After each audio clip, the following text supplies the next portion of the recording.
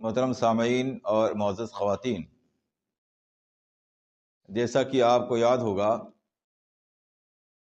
کہ کئی جمعہ پہلے حقوق اور آداب کا سلسلہ شروع کیا گیا تھا،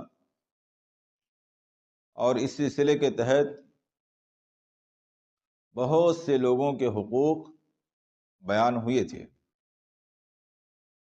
درمیان میں موسم اور تقاضے کے تحت غالباً دو دوسرے موضوعات آپ کے سامنے آئے۔ کیونکہ حقوق کا سلسلہ بھی جاری تھا، اس لیے مناسب سمجھا گیا کہ اس موضوع پر مزید کچھ گفتگو کی جائے۔ چنانچہ اسی سلسلے کو آگے بڑھاتے ہوئے، چونکہ پچھلے جمعے میں جب حقوق کا سلسلہ چل رہا تھا تو دوستوں کے اور دوستی کے حقوق بیان کیے گئے تھے، اس لیے آج کا موضوع ہے دشمنی کے حقوق، یا یوں کہہ لیجئے کہ مخالفین کے ساتھ برتاؤ اور سلوک کے معاملے میں اسلامی اصول و آداب۔ انسان ہونے کے ناطے ہمارا ایک دوسرے سے اختلاف ہو جانا، لڑائی جھگڑا ہو جانا، دشمنی پیدا ہو جانا، یہ بالکل فطری بات ہے، اور کسی بہتر سے بہتر زمانے میں بھی ایسا کبھی نہیں ہوا کہ اس زمانے کے لوگوں میں کبھی اختلاف پیدا نہ ہوا ہو۔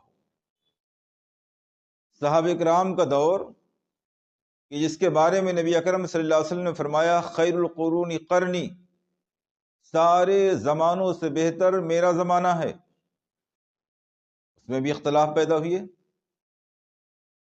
نبی اکرم صلی اللہ علیہ وسلم کا گھر جو دنیا کے سب سے زیادہ متقی، پرہیزگار اور صالح لوگوں کا گھر تھا، اس میں بھی اختلاف پیدا ہوا۔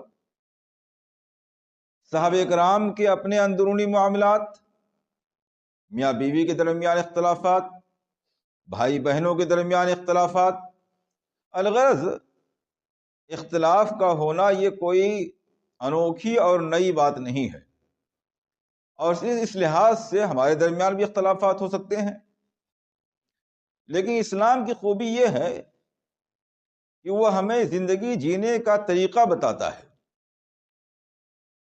وہ فطرت سے ہٹ کر کے یہ نہیں کہہ سکتا کہ اختلاف ہونا ہی نہیں چاہیے، کیونکہ کہہ دینے کے باوجود بھی اختلاف تو پایا جائے گا۔ طبیعتیں مختلف ہیں، مزاج مختلف ہیں، نظریات الگ الگ ہیں، تو اختلاف تو پایا جائے گا، لیکن ہمیں وہ اسلامی اصول اور آداب بتاتا ہے کہ جس کے ذریعہ اختلافات کو کم کیا جا سکتا ہے، یا اختلافات کے دائرے کو بڑا ہونے سے بچایا جا سکتا ہے۔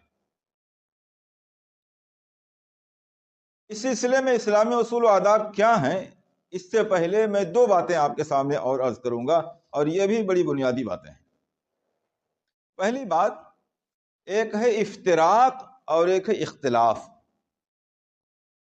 دونوں کے معنی اور دونوں کے حکم میں فرق ہے، اور یہ اس موضوع کی بالکل جڑ اور بنیاد ہے۔ دونوں کو سمجھ لینا اس موضوع کو سمجھنے کے لیے ایک دم بنیادی ہے۔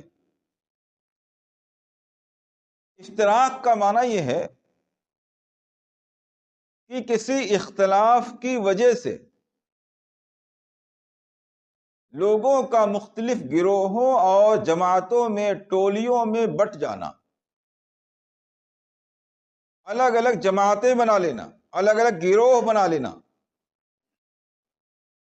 جس کو عربی میں فرقہ بھی کہتے ہیں۔ حالانکہ فرقہ کا معنی ہمارے یہاں معاشرے میں بالکل دینی معنی میں لیا جاتا ہے، لیکن ہر ٹولے کو، ہر گروہ کو فرقہ کہا جاتا ہے۔ تو اختلاف کی بنیاد پر بھائیوں میں، معاشرے کے لوگوں میں، مسجد کے لوگوں میں، جماعت کی تنظیم کے لوگوں میں الگ الگ گروہ اور ٹولیاں بن جائیں، یہ ہے افتراق۔ اللہ رب العالمین نے ہر حالت میں اس سے منع فرمایا ہے۔ اختلاف کتنا ہی بڑا کیوں نہ ہو جائے، افتراق سے ہر حال میں منع فرمایا ہے، فرقہ بندی سے، ٹولہ بندی سے، گروہ بندی سے ہر حال میں منع فرمایا ہے۔ خطبہ مسنونہ کے بعد آیت کریمہ پڑھی گئی جس میں اللہ رب العالمین فرماتا ہے وَاعْتَصِمُوا بِحَبْلِ اللَّهِ جَمِيعًا وَلَا تَفَرَّقُوا، اللہ کی رسی کو مضبوطی کے ساتھ پکڑ لو اور فرقوں میں نہ بٹو۔ اس موضوع پر قرآن کریم میں دسیوں آیات موجود ہیں، اور یہ کتنا خطرناک عمل ہے اس کا اندازہ اس بات سے لگائیں کہ جب موسیٰ علیہ السلام کوہ طور سے لوٹ کر آئے اور انہوں نے دیکھا کہ ہماری قوم میں بچڑے کی پوجا شروع کر دی گئی ہے، اور چونکہ وہ اپنے بھائی حضرت ہارون علیہ السلام کو جو خود نبی تھے اپنا جانشین بنا کر گئے تھے، قائم مقام بنا کے گئے تھے، اس لیے سارا غصہ سب سے پہلے ان پر اتارا، اور قرآن کے الفاظ میں ان کے داڑھی اور سر کے بال پکڑ کر گھسیٹنے لگے کہ میں تمہیں اپنا نائب اور قائم مقام بنا کے گیا تھا، قوم کے اندر بت پرستی کو دیکھتے ہوئے گوارا کیسے کر لیا، اصلاح کی کوشش کیوں نہ کی؟ حضرت ہارون علیہ السلام نے اس کے جواب میں جو بہت سی باتیں کہیں اس میں سے ایک اصل بات جو آج کا موضوع ہے، کہنے لگے خشیت ان تقول فرقت بین بنی اسرائیل، میں نے کوشش تو کی، بھرپور کوشش کی، یہاں تک کہ اندیشہ تھا کہ لوگ مجھے قتل کر ڈالیں گے، لیکن ایک اہم بات جس کی وجہ سے میں پیچھے ہٹ گیا وہ یہ تھی کہ مجھے ڈر پیدا ہو گیا کہ آپ لوٹ کر آئیں اور یہ نہ کہنے لگیں کہ ہارون یہ تم نے ہمارے بنو اسرائیل میں، ہماری قوم میں فرقے کیوں کر دیے، گروہ کیوں بنا دیے؟ اگر میں کوشش کرتا کچھ لوگ ہمارے ساتھ ہوتے، کچھ لوگ بت پرستوں کے ساتھ ہوتے اور قوم دو حصوں میں بٹ جاتی، اور آپ آ کر کے کہتے دو حصوں میں آپ نے بانٹ دیا میری قوم کو۔ موسیٰ علیہ السلام نے یہ نہیں کہا کہ دو حصے میں بٹ جاتے تو کیا ہوتا، کم سے کم شرک تو ختم ہو جاتا، آپ شرک کے ساتھ تو کھڑے نہ ہوتے، ایسا نہیں کہا، خاموش ہو گئے۔ یعنی موسیٰ علیہ السلام کے سامنے معقول عذر تھا، جس کا مطلب یہ ہوا کہ وقتی طور پر بت پرستی جیسی چیزوں کو برداشت کیا جا سکتا ہے، فرقہ بندی کو، مختلف ٹولیوں میں بٹ جانے کو، گروہ بندی کو اسلام کسی بھی حالت میں گوارا نہیں کرتا ہے۔ اس لیے کہ اگر وقتی طور پر شرک بھی پیدا ہو جائے، بت پرستی بھی پیدا ہو جائے، تو اس کے ازالے کی، اس کے ختم کرنے کی امکانات ہیں، چانسز ہیں، جیسا کہ موسیٰ علیہ السلام کی قوم میں ہوا۔ لیکن اگر قوم حصوں میں، مختلف فرقوں میں بٹ جائے، پھر ہر فرقہ اپنے فرقے کی تائید کرنا شروع کر دے گا، ہر صحیح و غلط معاملے میں اس کے ساتھ کھڑا ہونا، سپورٹ کرنا شروع کر دے گا، اور نتیجہ یہ ہوگا کہ گمراہیاں اور غلط فہمیاں کم ہونے کے بجائے بڑھتی چلی جائیں گی، جیسا آج معاشرے میں آپ دیکھ رہے ہیں۔ یہ افتراق ہے جس سے ہر حال میں منع کیا گیا ہے، ٹولہ بندی سے، گروہ بندی سے ہر حال میں منع کیا گیا ہے۔ دوسری چیز اختلاف کا مطلب ہے کسی بھی معاملے میں نظریات کا مختلف ہونا، رائے کا، پسند کا، خیال کا الگ الگ ہونا۔ فیملی کے لوگ مل کر کے گھر میں پینٹ کروانا چاہتے ہیں، چھوٹی سی مثال ہے، اگر سارے لوگ بیٹھ کر کے یہ مشورہ رکھیں کہ بھائی کس کلر کا پینٹ ہونا چاہیے، آپ بتائیے کیا سب کی رائے ایک جیسی ہوگی؟ رائے بدل جائے گی۔ چھوٹی سی مثال ہے، ایسی اور تمام مثالیں لے لیجیے۔ دنیا کا کوئی کام ایسا نہیں ہے کہ آپ 2-3 لوگوں کے درمیان رکھیں اور ان سے مشورہ لیں اور سب کی رائے ایک جیسی ہو،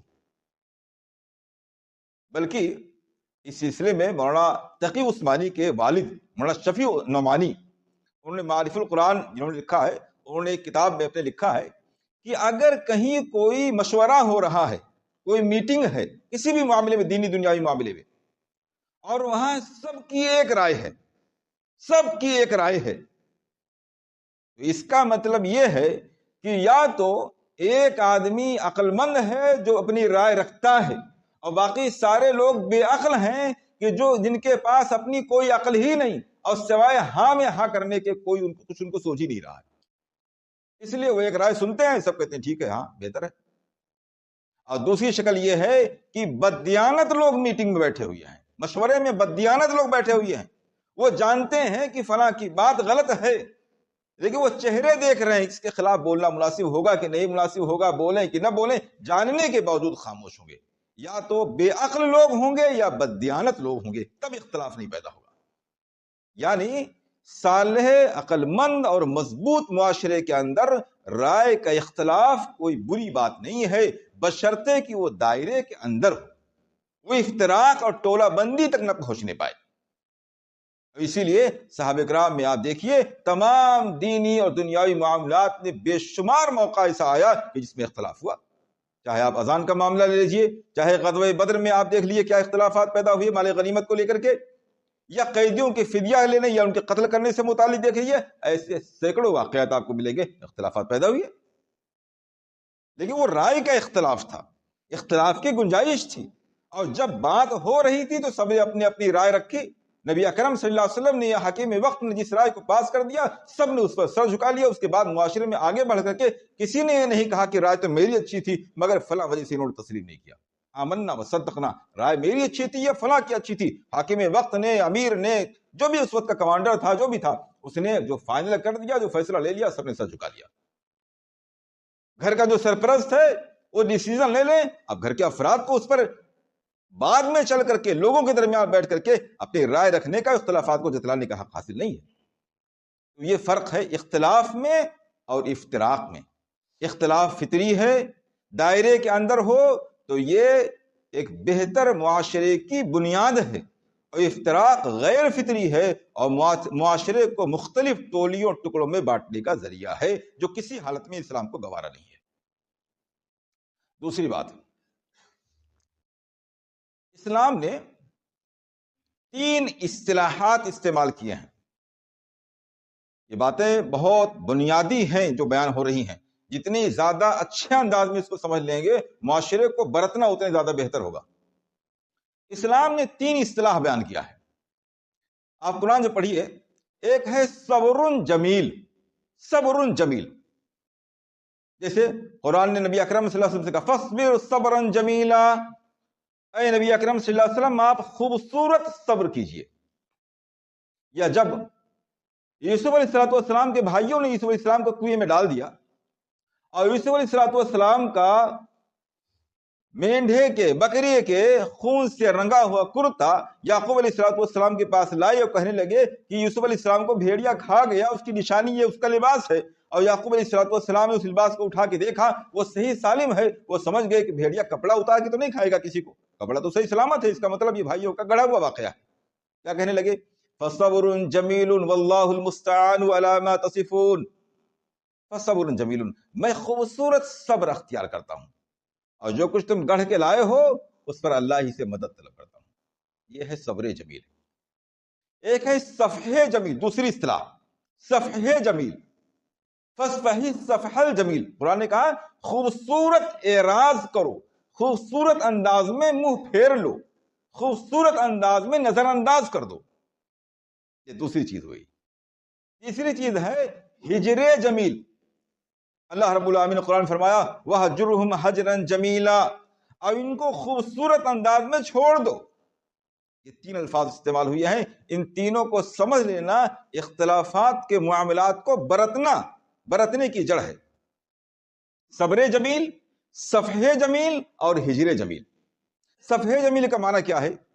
آپ کے ساتھ کسی نے زیادتی کی، غلط معاملہ کیا، آپ کو اللہ نے حوصلہ دیا ہے، آپ اس کو برداشت کیجیے، اور اس طرح برداشت کیجئے کہ جس نے آپ کے ساتھ غلط کیا ہے، جس نے آپ کے ساتھ زیادتی کی ہے، آپ اس سے بھی ناراض نہ ہوں، اور اس کے ساتھ مسلسل اپنے دوستانہ تعلقات اور رحم و کرم اور معاملات کو جاری ساری رکھیں. اس کے لیے آپ تکلیف دہ کلمات بھی نہ بولیں. یعنی اس غصے کو، اس غم کو، اس تکلیف کو آپ اس طرح گھونٹ جائیں کہ اپنے برتاؤ میں، اپنی باتوں میں، اپنے سلوک میں کہیں سامنے والے کے لیے ظاہر تک نہ ہونے دیں. یہ سب سے اعلیٰ معیار ہے جو حضرت یعقوب علیہ السلام نے اپنے بیٹوں کے ساتھ کیا. معلوم ہے کہ میرے سب سے چہیتے بیٹے یوسف کو ان بھائیوں نے ضرور قتل کیا ہے، ضرور کوئی معاملہ ہوا ہے. یہ واقعہ گڑھ کے لائے ہیں، لیکن اس کے باوجود آپ دیکھیے ایک لمبا عرصہ گزر گیا. بعض مفسرین کے مطابق 40 سال کا عرصہ گزر گیا، اور یعقوب علیہ السلام روتے رہے، گھٹتے رہے، نابینا ہو گئے روتے روتے، لیکن بھائیوں پر غم، غصہ یا ان کا بائیکاٹ کرنا، ان کو گھر سے نکال دینا، ان کو برطرف کر دینا، بار بار ٹارچر کر دینا، ایسی کوئی بات آپ کہیں نہیں پائیں گے۔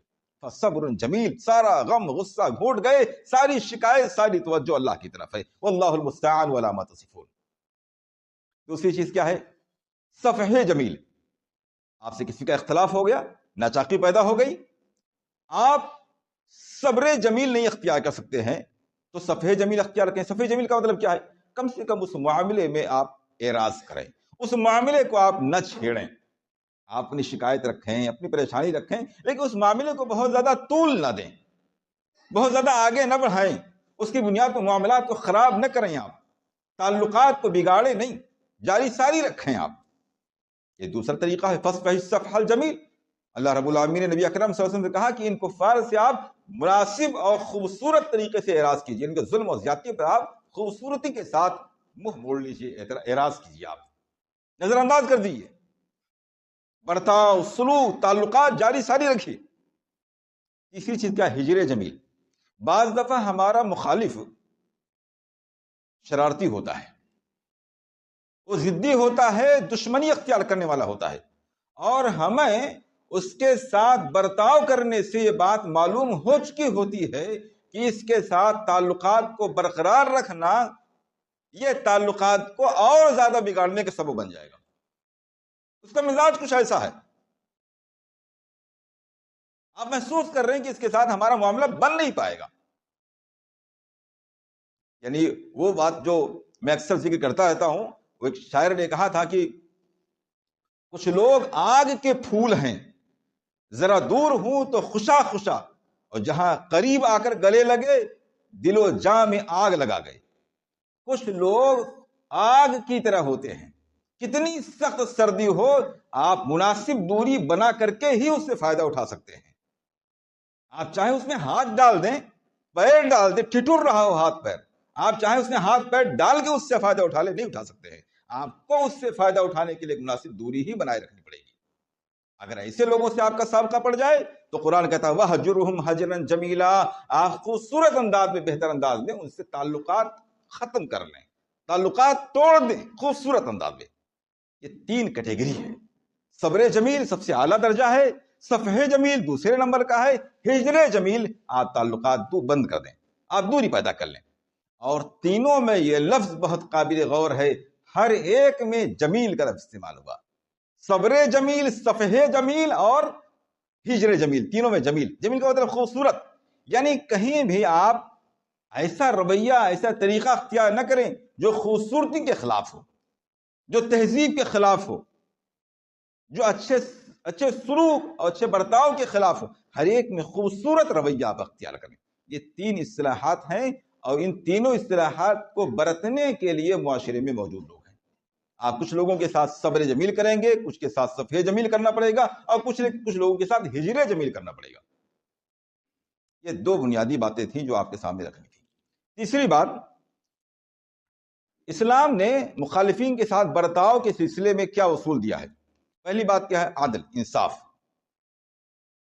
ظلم، زیادتی، سامنے والے نے ایک قدم بڑھایا، مخالفت میں 10 قدم بڑھا دینا، سامنے والے نے ایک بات کہی، پلٹ کے 10 بات کہہ دینا، اور ضد کے ساتھ، دشمنی کے ساتھ اس سے آگے بڑھ جانا، یہ انصاف کے خلاف ہے۔ اللہ رب العالمین نے فرمایا سورہ مائدہ آیت نمبر 8 میں وَلَا يَجْرِمَنَّكُمْ شَنَآنُ قَوْمٍ عَلَىٰ أَلَّا تَعْدِلُوا اعْدِلُوا هُوَ أَقْرَبُ لِلتَّقْوَىٰ، اور کسی بھی قوم کی دشمنی تمہیں اس بات پر آمادہ نہ کر دے کہ تم انصاف کا دامن اپنے ہاتھوں سے چھوڑ دو۔ انصاف کا دامن پکڑے رہنا یہی تمہیں تقویٰ سے زیادہ قریب کر دینے والی چیز ہے۔ علامہ ابن تیمیہ رحمہ اللہ لکھتے ہیں کہ یہ بات اللہ تعالیٰ نے کافروں کے سلسلے میں کہی ہے کہ جو اسلام کے دشمن ہیں، کہ جن سے براءت کا حکم عقیدے کا ایک مسئلہ ہے، ولا اور برا عقیدے کا مسئلہ ہے، بغض عقیدے کا مسئلہ ہے، اور مسلسل کئی آیات اس حوالے سے ہیں۔ ان کے بارے میں قرآن کہہ رہا ہے کہ ان کی دشمنی بھی تمہیں حد سے آگے نہ بڑھنے دے، ان کے معاملے میں بھی تمہیں انصاف کا دامن پکڑے رہنا ہے۔ تو پھر مومنین کے تعلق سے بات کتنی اہم ہو جاتی ہے۔ جب کافروں کے تعلق سے اسلام کہتا ہے کہ انصاف کا دامن ہاتھ سے نہیں چھوڑنا ہے، تو مومنین کے تعلق سے انصاف کو پکڑے رہنا کتنا ضروری ہو جاتا ہے۔ دوسری بات اس حوالے سے، ہر وہ آدمی جس سے آپ کا اختلاف ہے، جو آپ کا دشمن ہے، جو آپ کی نظر میں برا ہے، وہ اپنی زندگی کے ہر موڑ پر برا نہیں ہوتا ہے۔ کوئی آدمی ایسا نہیں جس کے اندر صرف خرابی ہو، خوبی ہو ہی نہ، صرف خوبیاں ہوں خرابیاں ہی نہ ہوں، ایسا نہیں ہو سکتا ہے۔ اس لیے جب کسی سے تعلقات خراب ہو جائیں، مخالف کوئی ہو جائے، دشمن کوئی ہو جائے، تو صرف ایک عینک اور ایک آنکھ سے اس کی خرابیوں ہی کو نہ دیکھا جائے، اللہ نے جو دوسری آنکھ دی ہے اس کے ذریعہ اس کی خوبیوں کو بھی نظر میں رکھا جائے۔ خوبیاں اور خامیاں دونوں نظر میں ہونی چاہیے۔ آپ کے تعلقات بنے نہ بنے، لیکن آپ یک طرفہ صرف خرابیوں ہی کو سامنے رکھیں، خوبیاں بالکل نظر انداز کر دیں، یہ انصاف کے خلاف ہوگا، یہ عقل مندی کے خلاف ہوگا۔ اس لیے آپ خوبی اور خرابی دونوں چیزوں کو مد نظر رکھیں۔ اور بعض دفعہ اہم خوبیوں کی بنیاد پر بعض خامیوں کو جو چھوٹی ہیں انہیں نظر انداز کر دینا چاہیے۔ گھریلو معاملات میں آپ دیکھیے، بیوی کو لے کر کے بہت سے مسائل گھروں میں پیدا ہوتے ہیں، لیکن جب بیوی کی خدمات پہ آپ نظر ڈالیے اور ذرا ایک تصور کی آنکھوں سے سوچیے کہ ایک دن کے لیے اگر بیوی ہمارے گھر نہ ہو، ہمارے بچوں کو چھوڑ کر چلی جائے، کیا صورتحال بنے گی ہماری؟ دن بھر اسی گھر میں چکر لگاتے پھریں گے، پھر بھی اطمینان سکون کی نیند نہ مل سکے گی۔ وہ ایک پہلو ہے، وہ اس کی زبان، وہ اس کے برتاؤ ایک دوسرا پہلو ہے۔ جب دونوں پہلو کو سامنے رکھیں گے تو برتاؤ اچھا ہوگا، برداشت کرنا ممکن ہو جائے گا، خوبیوں کو نظر میں رکھنا آسان ہو جائے گا۔ اس کی میں دو مثالیں آپ کے سامنے رکھتا ہوں۔ ایک مثال صحیح بخاری کی روایت ہے، اللہ کے رسول صلی اللہ علیہ وسلم نے فتح مکہ کا پلان بنایا، اور اتنی خاموشی کے ساتھ پلان بنایا کہ مکہ والوں کو خبر نہ ہونے پائے۔ لیکن ظاہر سی بات ہے صحابہ کرام کے علم میں تھی بات۔ ایک بہت معزز صحابی ہیں حاتب بن ابی بلتع رضی اللہ تعالیٰ عنہ، انہوں نے چپکے سے مکہ کے لوگوں کو ایک خط لکھا اور ایک عورت کے حوالے کیا کہ جا کر کے مکہ والوں کو میری طرف سے خط پہنچا دو۔ اللہ کے رسول صلی اللہ علیہ وسلم کو خبر ہو گئی۔ آپ صلی اللہ علیہ وسلم نے حضرت علی رضی اللہ تعالیٰ عنہ کو چند لوگوں کے ساتھ بھیجا، کہا ایک عورت جا رہی ہے فلاں جگہ ملے گی، جب اس کے پاس ایک خط ہے وہ خط چھین کر کے لے آؤ۔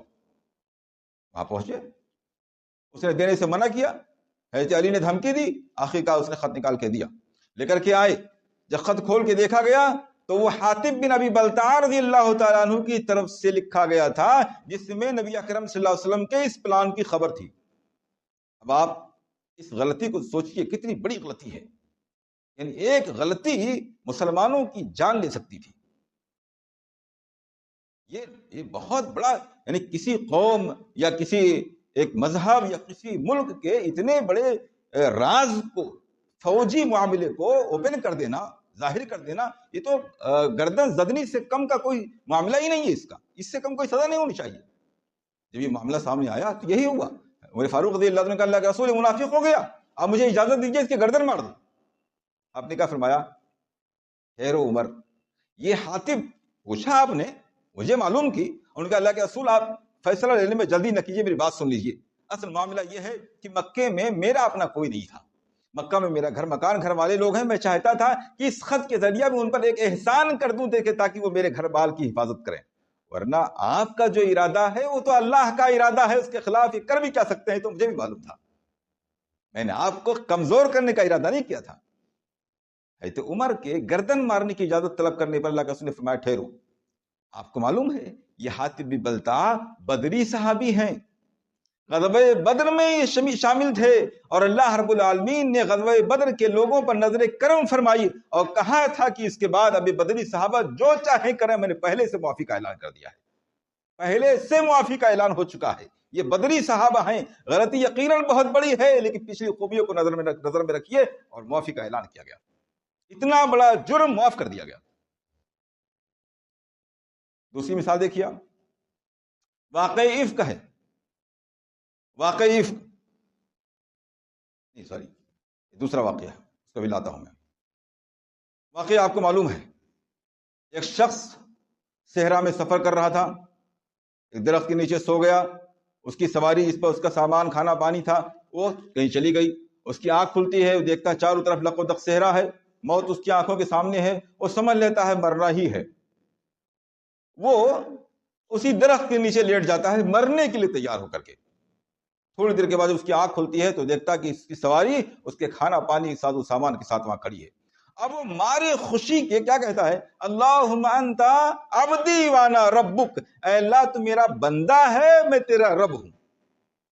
اگر کوئی آدمی یہ جملہ بول دے تو کفر اور شرک سے کم کسی صورت میں اس کو فتویٰ نہیں لگے گا۔ اللہ کو کوئی اپنا بندہ کہہ دے، غیر کو اللہ کی جگہ پر کر دے تو شرک ہو جاتا ہے، یہاں تو اللہ کو اپنا بندہ وہ کہہ رہا ہے۔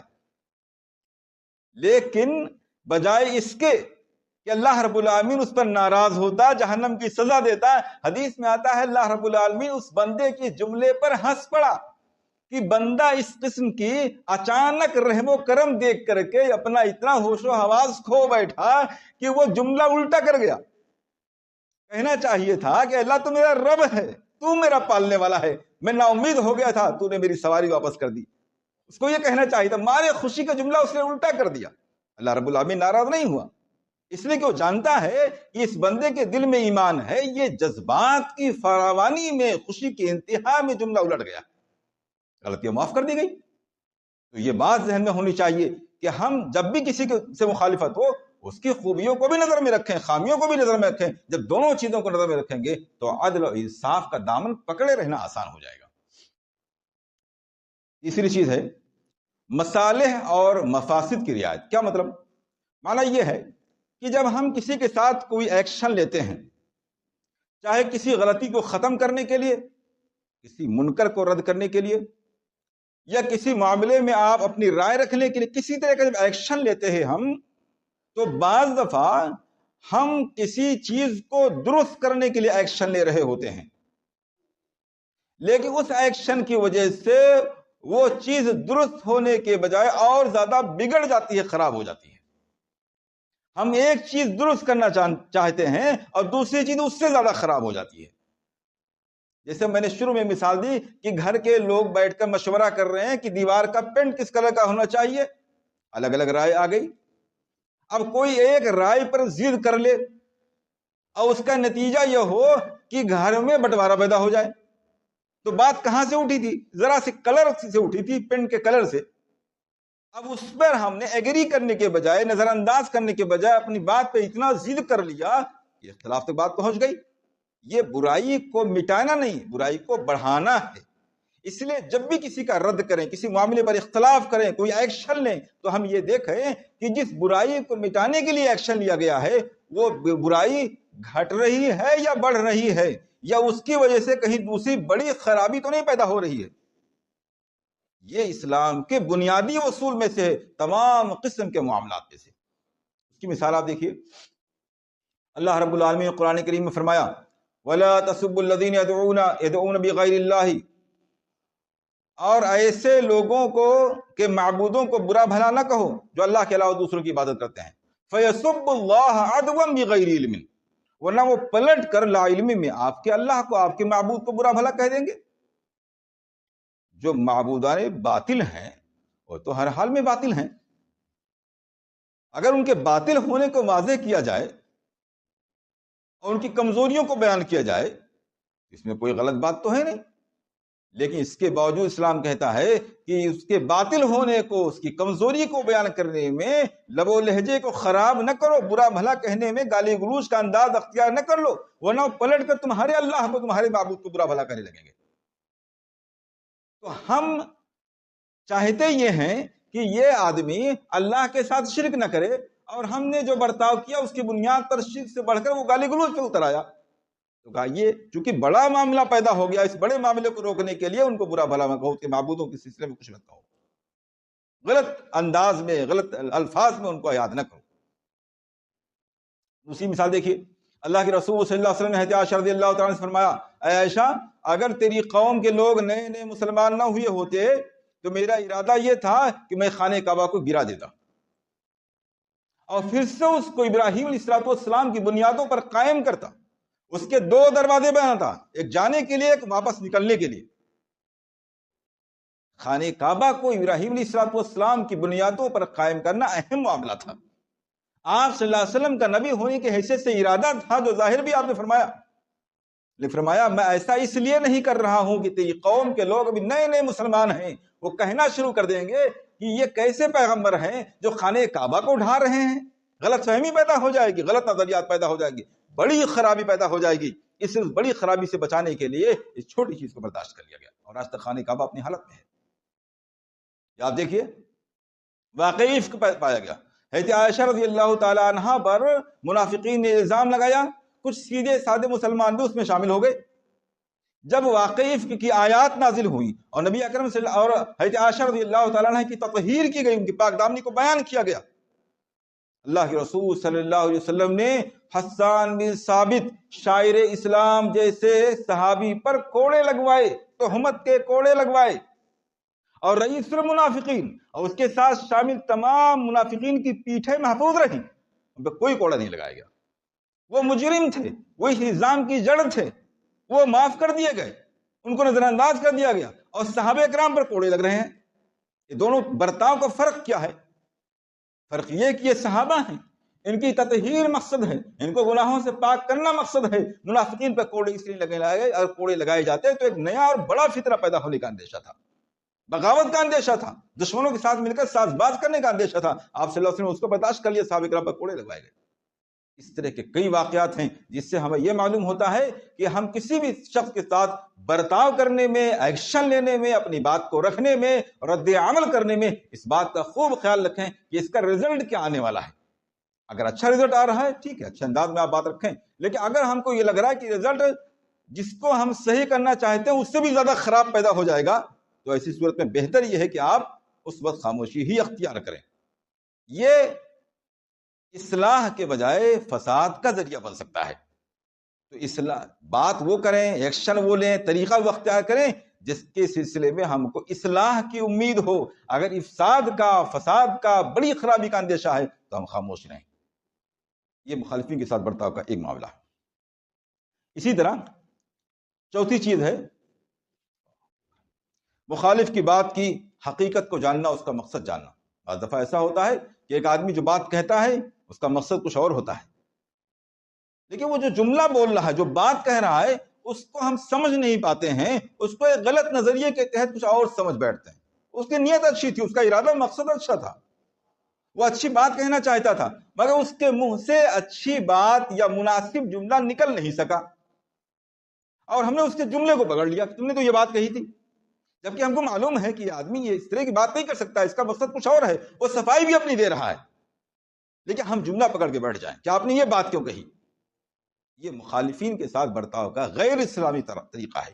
اگر کوئی آدمی اپنی صفائی میں بول رہا ہے، اگر کوئی آدمی ایسا کچھ غلط جملہ بول رہا ہے جو اسے نہیں بولنا چاہیے تھا، لیکن اس کا مقصد برا نہیں تھا، تو ہماری نظر اس کے مقصد پر ہونی چاہیے، اس کے غلط جملے پر نہیں ہونی چاہیے. اسی طریقے سے میں اس کی مثال میں یہ رکھ سکتا ہوں کہ اللہ کے رسول صلی اللہ علیہ وسلم نے جب بنو قریظہ کے محاصرے کا حکم دیا تو آپ نے فرمایا کہ عصر کی نماز بنو قریظہ میں ہونی چاہیے، کوئی بھی آدمی اس سے پہلے عصر کی نماز نہ ادا کرے. راستے میں عصر کی نماز کا وقت ہو گیا، بعض صحابہ کرام نے کہا ہم تو نماز نہیں پڑھیں گے، عصر کا وقت ہو گیا. بعض نے کہا نہیں ہم وہاں جا کے پڑھیں گے، اللہ کے رسول نے فرمایا تھا کہ وہی نماز پڑھنا عصر کی. اور مغرب کے وقت جا کر کے ان لوگوں نے عصر کی نماز پڑھی. اللہ کے رسول کے سامنے دونوں باتیں رکھی گئیں، آپ نے کسی کو کچھ نہیں کہا، اس لیے کہ جو اختلاف ان کا تھا اس میں اختلاف کی گنجائش تھی، وہ بات کی حقیقت کو سمجھتے تھے، دونوں کا مقصد غلط نہیں تھا. اختلاف تھا، باتیں الگ الگ تھیں، برتاؤ الگ تھا، کسی نے عصر کی نماز راستے میں پڑھ لی تھی، کسی نے مغرب کے بعد یا مغرب کے وقت جا کر کے نماز پڑھی تھی، لیکن آپ نے اس لیے کچھ غلط نہیں کہا کیونکہ دونوں کا مقصد، دونوں کی نیت اچھی تھی. تو بعض دفعہ ایسے بھی معاملات آتے ہیں تو اس پر بھی گہری نظر رکھنے کی ضرورت ہے کہ سامنے والا کس مزاج کا ہے، اور سامنے والے نے جو بات کہی ہے کیا وہی اس کا مقصد ہو سکتا ہے یا اس کا مقصد اچھا بھی ہو سکتا ہے. اسی طرح تحقیق، معاملات کی تحقیق کر لینا ضروری ہے.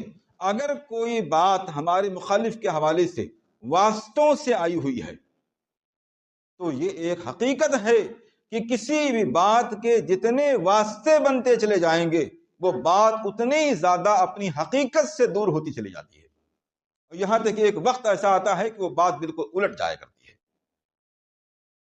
جامعہ سلفیہ میں میرے استاد ہوا کرتے تھے ابو القاسم فاروقی، وہ واقعہ بیان کرتے تھے اس موضوع پر. وہ کہتے تھے ایک مرتبہ ٹرین میں سفر کر رہا تھا اور کسی حادثے کے تحت ایک آدمی کی ذرا سی انگلی کٹ گئی اور ہنگامہ ہوا، بے انگلی کیسے کٹ گئی؟